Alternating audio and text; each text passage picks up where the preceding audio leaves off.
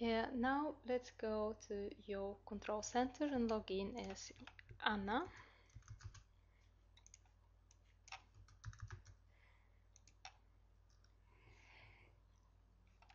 We go to the menu cases.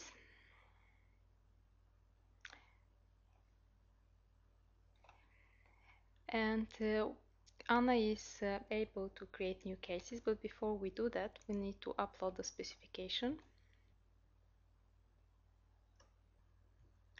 To upload the specification, I go to the place where it is stored. It's in this case under C, Document and Settings and DB 2023.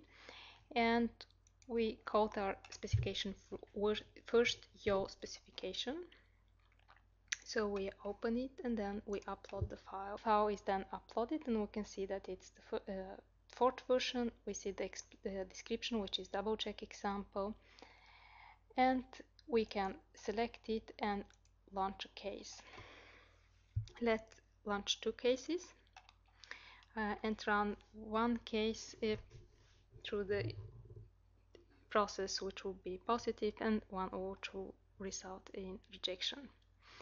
Now I can go to the work queue and see that there are two work items which are offered. Let's accept the first one of them, and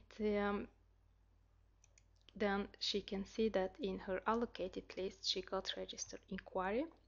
She can start to work on the work item, and then the work item is moved to the started list.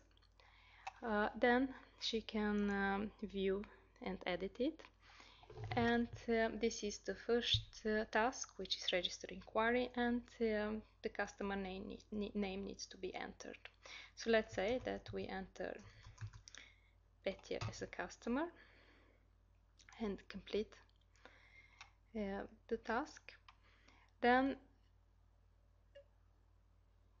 we can see that in the offered list there is still register inquiry, one work item left, but just to demonstrate that even Adam will see that in his list, because Adam is also someone from the customer service. I will log in as Adam.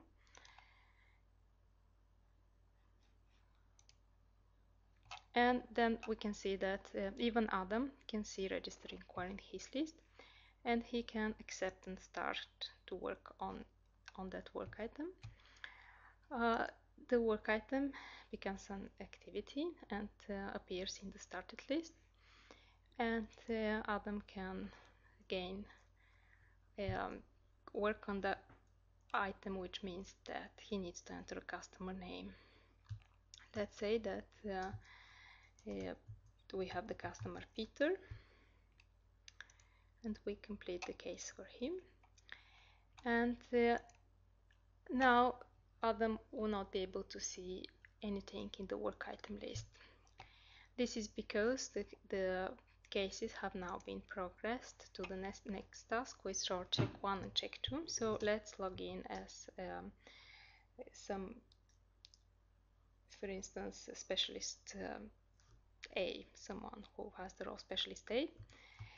Let's log in as Beate.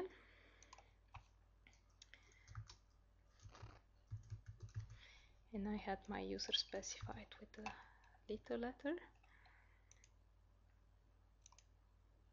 And then we can see that Beate can perform all the checks because she's specialist A and specialist B. If we instead log in as Ben,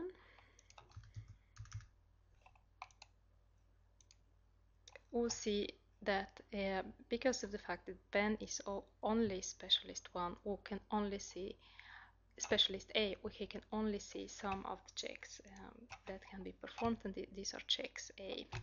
So let's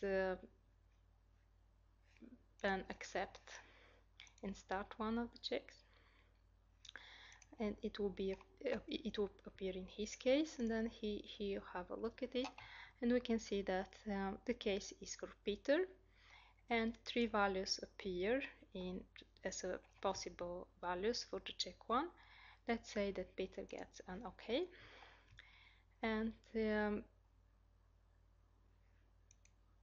we complete the work item. Let's also then execute the next work item, which is the case for Petya. And let's now assume that Petya does not get OK.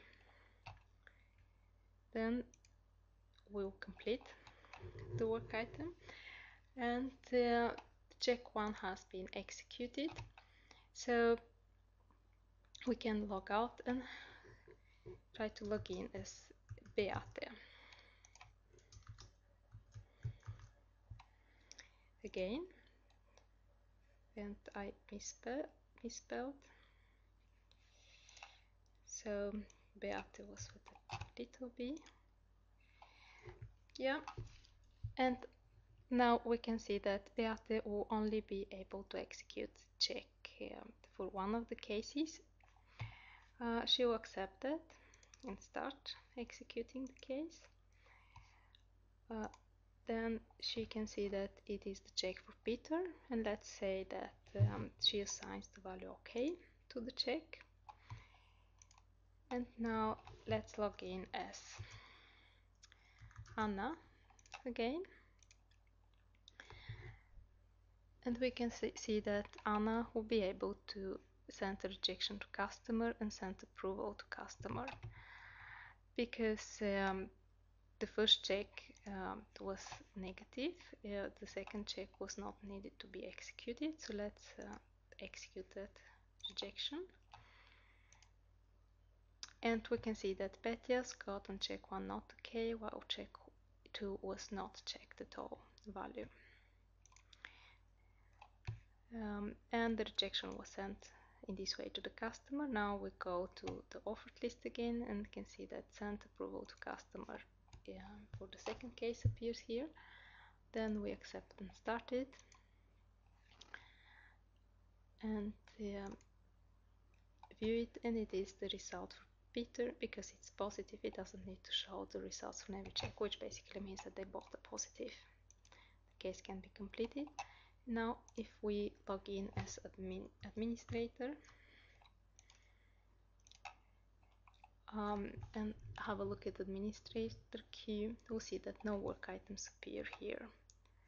If we go to cases, we'll also see that there aren't any running cases for the moment. This completes our small demonstration on how a process is run in the YAWL engine. Thanks for watching.